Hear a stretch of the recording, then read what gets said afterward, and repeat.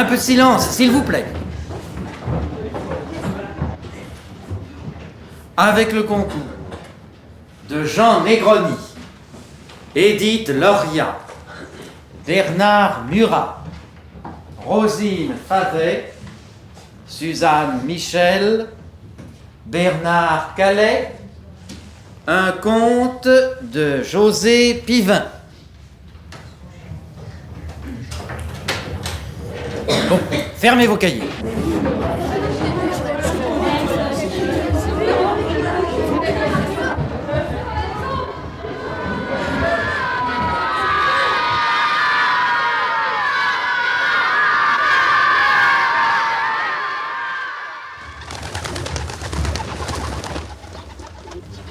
Les bohémiens des algues.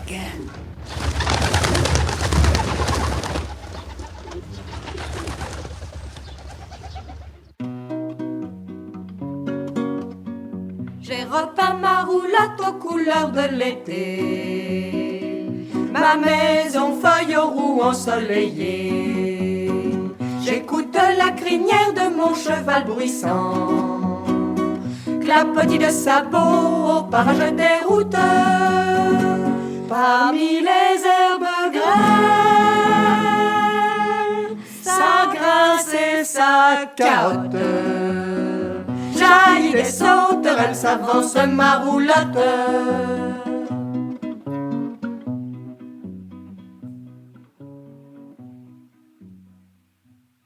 3 août 1950.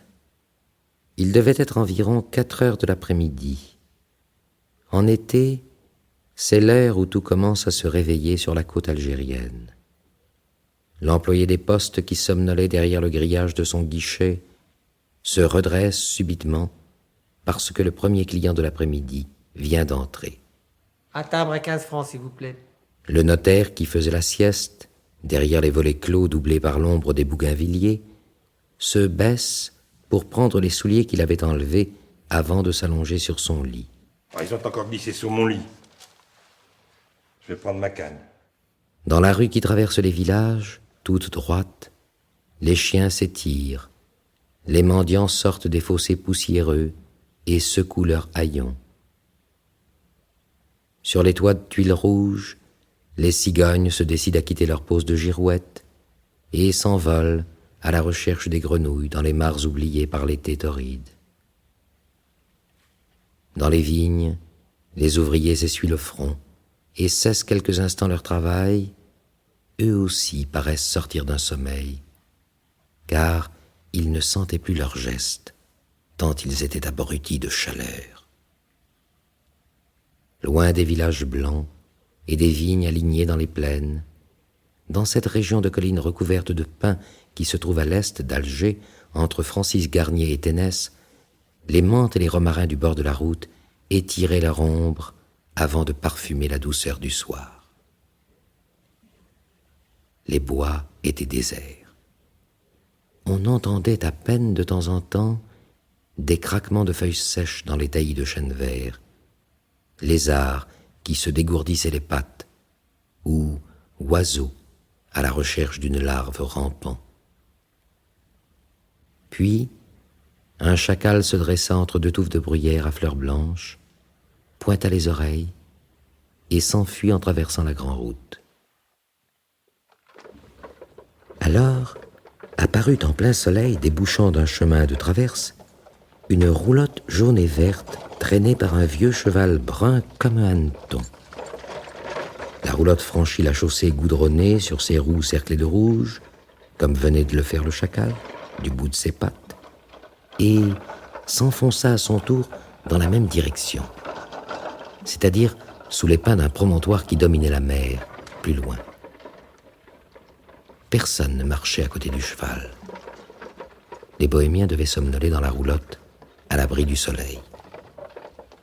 Pour diriger le cheval, on avait fait entrer les rênes par une fenêtre obscure, mais les rênes étaient lâches, détendues, et le cheval n'avançait qu'à une allure de clochard, ralentissant même encore pour écouter une cigale chantant sur un olivier sauvage, ou pour chasser les mouches sans la moindre répression.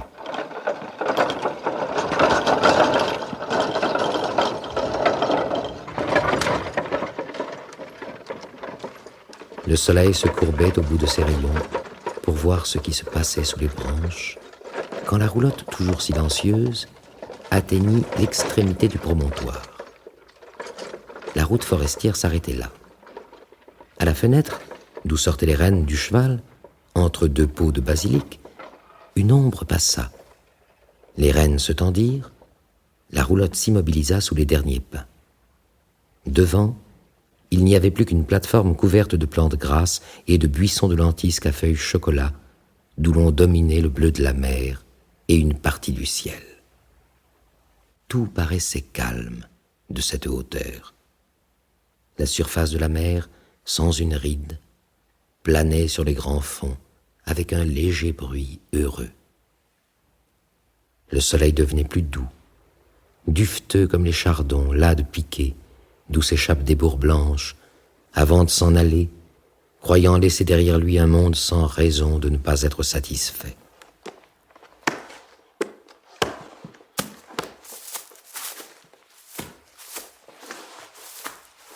Celui qui vient de descendre de la roulotte, l'est-il, lui satisfait? Approchons-nous un peu pour le voir, car il est caché par un taillis. Il ne doit pas être très grand, car le taillis n'est pas très haut. Oh! C'est un ours. Un petit ours. Un ourson. Qui s'éloigne paisiblement dans les bois, sans être plus dérangé que ne l'est le cheval qui broute les feuilles basses d'un chêne vert. L'ours est parti. Les bohémiens ne l'ont même pas appelé pour qu'il revienne. Vraiment, il faut qu'il soit très fatigué.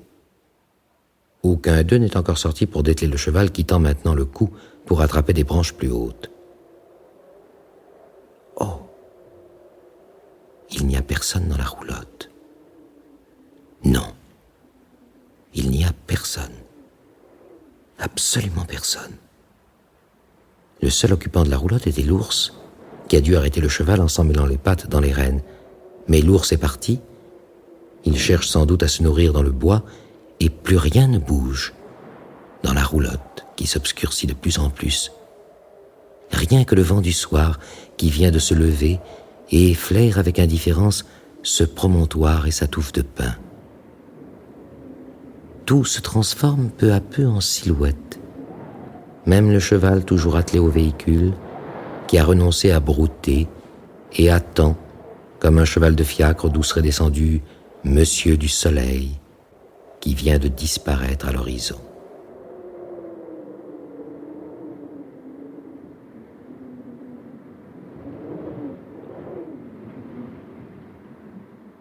C'est le crépuscule.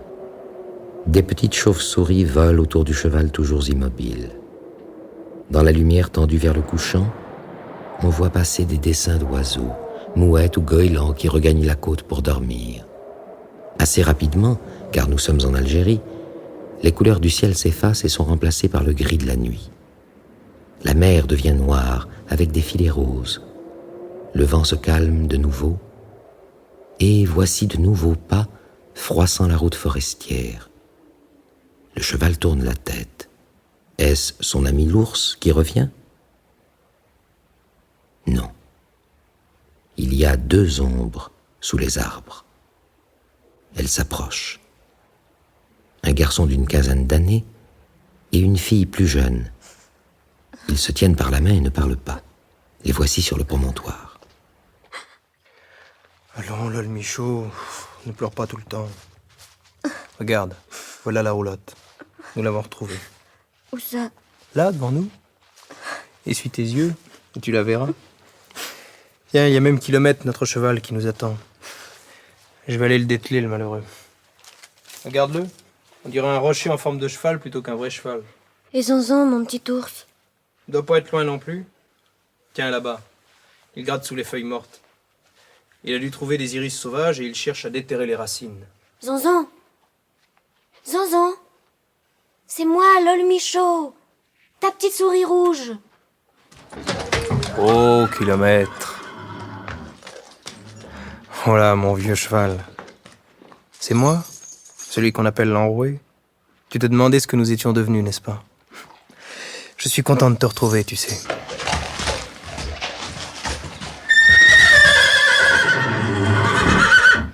Va dîner avant qu'il ne fasse tout à fait nuit, kilomètre. Tu as de la chance de pouvoir te contenter d'herbe.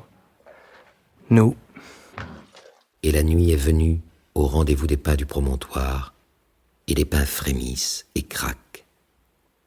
Les deux enfants se sont assis sur les escaliers extérieurs de la roulotte. 3 marches en bois qui rejoignent les herbes. Lol Michaud s'est remise à pleurer. tais-toi, je t'en supplie. Ça ne sert à rien de pleurer. Que veux-tu que je fasse? Il fait nuit, il n'y a rien à manger dans la roulotte. Quant à nos parents, tu peux toujours les appeler. Peuvent-ils bien être maintenant?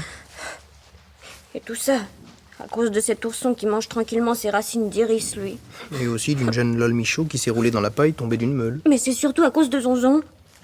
Oui, sans lui, le garde champêtre ne serait pas venu. Le pauvre, il ne pouvait pas savoir qu'en mangeant quelques grappes de raisin au bord de la route, il allait nous faire remarquer par le garde. Puis aussi, nous avons eu la malchance de traverser avec notre roulotte un village où des incendies et des vols avaient eu lieu. Oh, mais pourquoi dire que c'était nous les voleurs? Et nous lancer des pierres? Et nous forcer à fuir? Comme si c'était vrai? C'est pas la première fois que j'assiste à la scène, Lol Michaud. Nous sommes bohémiens. Mais cette fois-ci, ils nous auraient lapidés si nous n'étions pas partis en courant en laissant la roulotte et Zonzon. J'avais le soleil dans l'œil, je ne voyais plus rien. Moi non plus. J'étais heureusement retrouvé dans le bois d'eucalyptus. Nous poursuivants n'étaient plus là. Mais nos parents avaient disparu aussi. Et tapis dans un fossé, nous avons entendu le garde champêtre et les gens du village parler en revenant sur la route. Ils disaient « Profil de caroube, où ont-ils bien pu se cacher? Nous avons fouillé même dans les souterrains Carta? Ah. Que disait-il, l'enroué? Ils parlaient d'anciennes tombes de marchands de Carthage qui s'étaient installés là, il y a très longtemps, bien avant qu'il y ait des Français, des Arabes et même des Romains. Il y en a eu beaucoup par ici? Quelques-unes en tout cas, et surtout le long de la côte, sur les collines.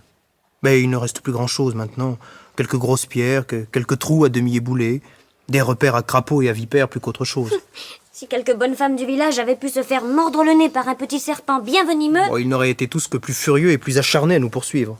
Mais alors, le mal vient toujours de nous? Certains le pensent encore, et cela se voit. Enfin, cette nuit, nous serons à l'abri. L'obscurité est si grande qu'on pourrait nous prendre même pour un gendarme.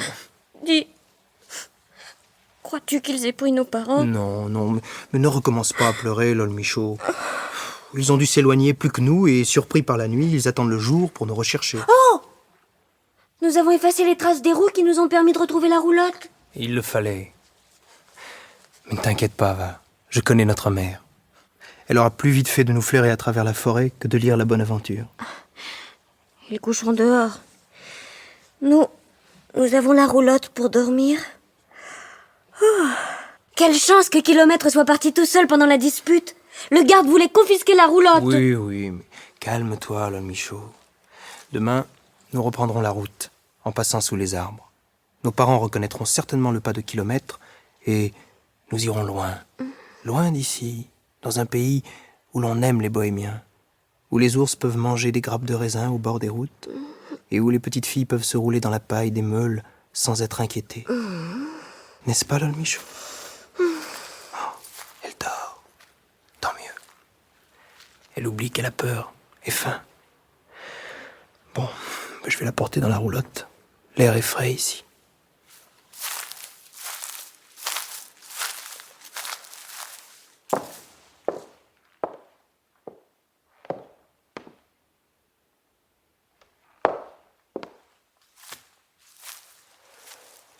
Quelle nuit noire. Allons, pourquoi avoir peur? C'est du noir ami. Il me fait du bien, oui. On ne pourra pas nous retrouver cette nuit. Et demain, ma foi, demain, nous verrons bien. Mais nos parents nous auront peut-être rejoints. Les autres abandonneront peut-être leurs recherches. Ou bien ils auront retrouvé les vrais bandits qui ont allumé l'incendie et volé leurs bracelets.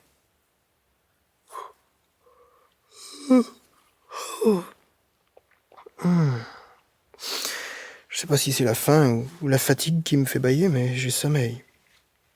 Bon, Fais rentrer Zonzon. Il doit avoir assez mangé, lui. Zonzon. Zonzon. Zonzon, allons, viens vite. Ne reste pas dehors. Tu risques de te perdre dans la nuit. Où est-il, l'animal? Zonzon. Zonzon. Oh, te voici. Je t'avais pas vu. Qu'est-ce que tu fais là, assis devant la mer? Mélancolique, Zonzon? Ou en train de digérer des racines d'iris, non? Oui. Oui, il fait bon au vent du large. Que guettes-tu? Il n'y a que le vide devant nous, et le ciel, et la mer. 2 endroits qui ne sont pas faits pour les hommes, pour les ours non plus. Bon, puisque tu tiens à rester là, le nez au vent, je vais t'attacher à cet arbre. Et si tu vois une sirène sortir de la mer, dis-lui qu'elle nous indique le moyen de la suivre. Nous en avons assez d'être sur la terre, assez des hommes méchants, nous, les bohémiens. Bonsoir, Zonzon. Je vais me coucher.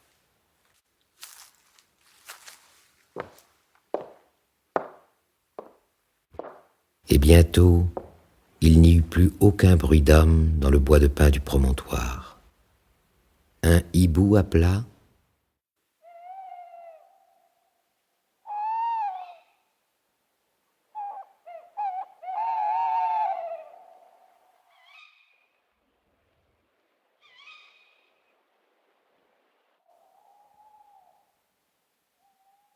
Puis ce fut kilomètres qui s'ébroua en rêvant. Ensuite, il n'y eut plus que les grincements et les crissements des insectes qui faisaient résonner la nuit tendue comme une peau de tambour noir.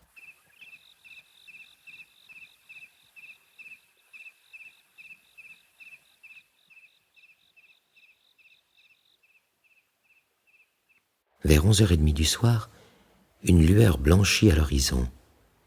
C'était comme si l'on avait usé le noir de la nuit et qu'une trame blanche eût apparu, car cette blancheur était terne, crayeuse, celle de la lune qui se levait.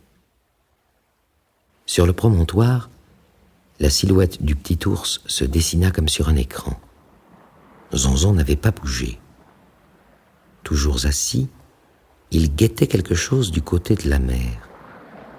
Pourtant, de ce côté-là non plus, il n'y avait pas d'autre bruit que le frottement du vent contre les rochers et le roulement rythmé des petites vagues secoueuses de grains de sable et de cailloux.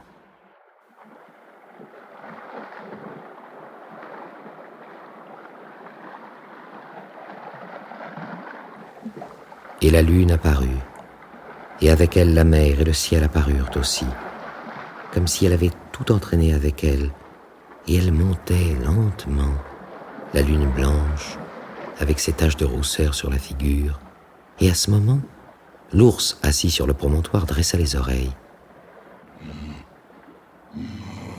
Au bruit des vagues et du vent, un clapotis irrégulier, un froissement d'eau anormal parvint jusqu'au bois où les 2 bohémiens dormaient dans leur roulotte. Mais ils ne l'entendirent pas. Exténués de fatigue et d'inquiétude, ils s'étaient serrés l'un près de l'autre sous une couverture bariolée. Et Zonzon poussa un grognement plus fort. Lol Michaud, qui avait le sommeil léger, se réveilla. As-tu entendu l'ours? Hein? Quoi, Lol Michaud? L'ours a grogné, l'enroué. C'est peut-être le garde champêtre qui nous a retrouvés. Oh! Oh, regarde. La lune s'est levée pendant que nous dormions. Et on voit clair comme en plein jour. Oui, c'est vrai. Mais je n'entends rien. Et maintenant, tu as entendu? C'est Zonzon qui doit en avoir assez d'être attaché. Il demande à la lune de le délivrer. Tu devrais quand même aller voir. Si les méchants avaient retrouvé les traces de la roulotte. Mais ce sont peut-être simplement nos parents. Zonzon les connaît. Il n'aurait pas grogné comme ça. Ah oui, tu as raison, Lol Michaud. Je vais aller voir ce qui se passe dehors.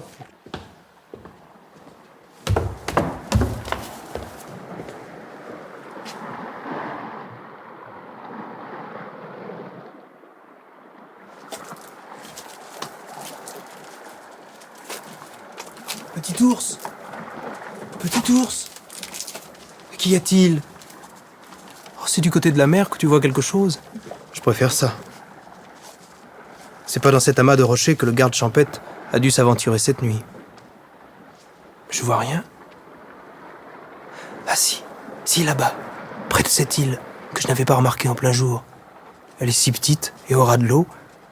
Quelque chose bouge là-bas. C'est peut-être un gros crabe qui veut se reposer. Non, ça peut pas être un crabe. D'ici, on ne le verrait pas. Oh! Une tête de fille, avec de longs cheveux. Elle s'accoude pour sortir de l'eau. Comme ses bras sont blancs. La voici assise sur le bord de l'île, les jambes dans l'eau. Les jambes où... Oh, si c'était une sirène, avec une queue de poisson.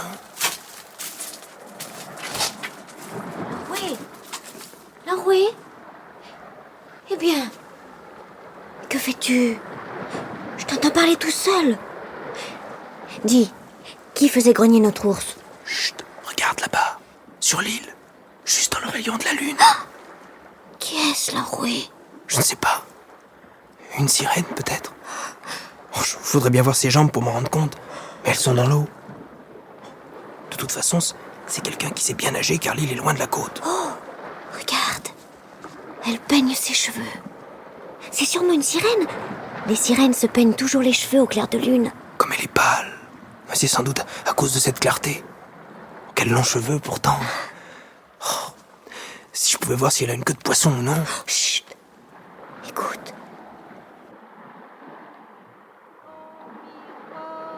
Où je nage mon image, blanche brume, corps d'enfant. Blanche brume, corps d'enfant. L'eau est comme une énorme lune où je passe en rêvant. L'éventail de mes doigts chasse les paysages et je nage corps bruissant. Et je nage corps bruissant. Et toutes mes pensées s'allongent et le vent les emporte, grise écume du temps. Coquillage reluit par la lune bleuie, l'eau ondule mes cheveux. L'eau ondule mes cheveux. Une douceur défait mes tresses et endort mes tourments. Lac, lumière, les écailles, argent, paille, monnaie d'or, les poissons. Monnaie d'or, les poissons. Entre les algues danse avec mes désirs d'enfant.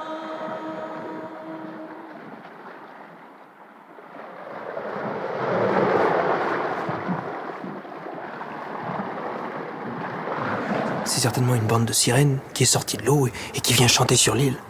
Moi, je croyais que les sirènes n'existaient pas. Moi aussi, mais qui pourrait bien s'amuser à venir sur cette île pour chanter au clair de lune.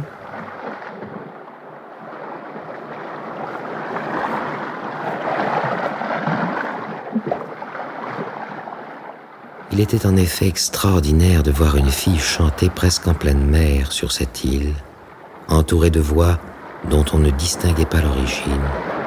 Et ceci, entre Francis Garnier et Ténès sur la côte algérienne, par une belle nuit d'été. On comprend que nos deux bohémiens en aient été bouleversés. On comprend aussi pourquoi l'ourson ne l'était pas moins. Était-ce vraiment des sirènes ? Nous en parlerons la semaine prochaine au cours du 2e chapitre des Bohémiens des algues.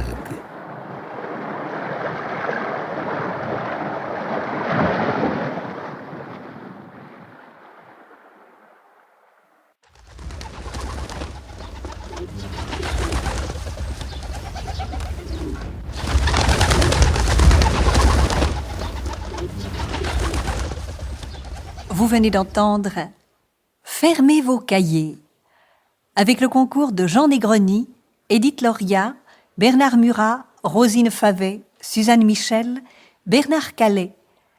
Un conte de José Pivin, Les Bohémiens des algues. Chef opérateur du son, Reine Chevillet. Collaboration technique, André Lebeau. Assistant, Daniel Long.